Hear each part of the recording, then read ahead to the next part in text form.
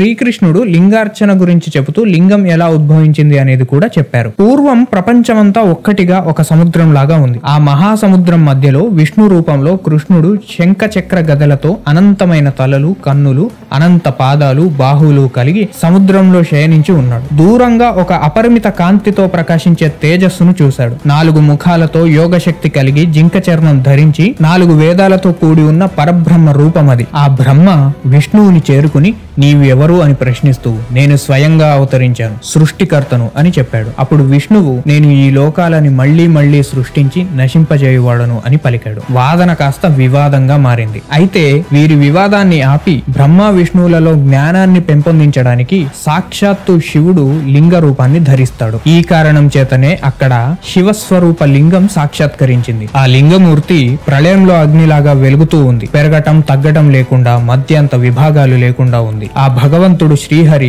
క్రింది భాగంకి వెళ్లి చివర ఎక్కడ ఉందో కనుక్కొనుము, నేను పై భాగాన్ని తెలుసుకుంటాను అని బ్రహ్మతో పలికాడు. బ్రహ్మ విష్ణువు ఇద్దరూ కూడా ఆ లింగం ఊర్ధ్వ అధో భాగాలకు వెళ్లి ఆది అంతం కనుక్కునే ప్రయత్నం చేస్తారు.